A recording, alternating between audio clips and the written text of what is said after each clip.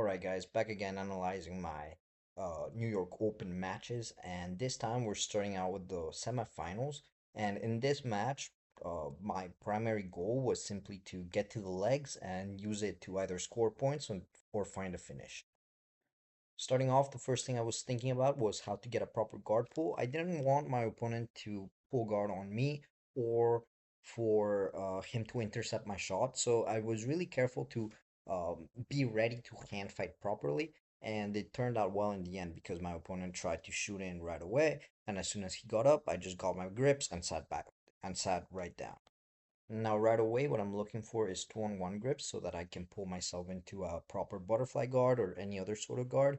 But my opponent is doing a good job of hand fighting, staying away, and maybe threatening outside passes here and there. So here we just hand fight for a bit. I'm finally able to get the connection on his left arm, and I start moving forward as he looks to back away, and unfortunately, he's able to get away. He then looks to pick my leg up so he can bring me down to supine position, but I use this as an opportunity to get a two-on-one grip, and I nullify a couple of his pass attempts, switch hands, and I'm able to keep pulling myself closer until he backs away, puts one knee on the mat, and extends one leg, and I'm able to get a quick false reap entry into his right leg. From here, I would have loved to get the finish right away, but he was doing a great job of controlling my left hand, and he was kind of pulling me up, so it was really hard for. I was actually too close to him. I would have liked to be a little further for him to finish my heel hook, so it made it just very hard to dig, and I was stuck in that position for a little bit of time. He eventually let go of the two-on-one grip, which allowed me to start inverting, and I was looking for a shoelace ashi finish on this. However, he was doing a good job of pushing my leg down, so he was able to roll through that. So then I was looking to go into either a double 50 or like a crisscross ashi. However, I lost the knee line for a second, and he almost escaped, but I was able to hold the knee line back into a regular cross ashi, but that meant we ended up where we started. From here, I still really wanted that shoelace ashi finish, and probably should have gone foot to foot, but I guess I wanted to get a specific finish and wasn't able to, and he was able to stand up. And from here, I started looking again to go into double 50 or crisscross ashi, but this time I focused on getting secondary leg control because I thought that would make it a little harder for him to escape. However, he was able to free his knee line and disconnect because of this. Now, a little idle hand fighting. Um, I could tell he just was waiting for me to move forward to try and flank me hard, so I decided not to move forward. But then I started moving forward because, like, we're not just there to sit around, you know. Eventually, I am finally able to get a two-on-one grip on his right hand and look to pull him into a half butterfly guard or something like that. But he was still kind of pulling away. He was at an awkward distance, so he almost like hip switched past that. However, I was able to recover, just keeping my knees to my chest.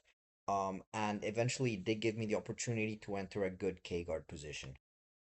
I've been punished from K guard before, so I was just being patient, making sure to pick my timing, and eventually I find it and throw myself over into a cross ashi position. I'm not able to catch the knee line, unfortunately. However, I do have control of the secondary leg, so with an Achilles grip, so that makes me a little less worried about the bolos, like what happened in my pants match. And eventually, as my opponent looks to retract his cross trap leg, I know that I can just switch legs into a regular straight ashi. And as my opponent goes to stand up, I throw the reap over and look for initial heel hook. However, my opponent was going to roll out of bounds, and I guess out of poor habit, I let go of it where I should probably have followed him out of bounds, so I got the 2 points. But yeah, that's what happened. Now, as we reset, my opponent goes for that same strategy of waiting for me to grip him and then flank me hard. And this time, again, I thought there wasn't really any chance of him passing because my knees were to my chest, but the ref gave him an advantage. So now I knew next time I got on the legs, I was gonna really have to crank it to get an advantage back. So again, he's just waiting for me to grip him, but this time I'm more ready. So whenever I grab the two-on-one grip, I just commit to my back before he tries to flank me, and I'm able to keep him in front of me. Now I know he just wants to run away, so whenever I'm able to get my two-on-one grip on his right arm, I know that I'm gonna have to grab an ankle. or get like a shin on shin or get something real, uh, so that he can't run away. And I'm able to do that, set up into a shin on shin, go into a traditional Ashigarami entry, throw the reap, look for the heel hook. He looks to turn out, but I just put some more heat on it and I'm able to find the tap. And unfortunately, it looked like the heel hook was a little deep. Um, so I hope my opponent recovers well. I think it was just the ankle, thankfully. Um, but yeah, that was my match, and I hope you guys enjoyed the breakdown and watching it.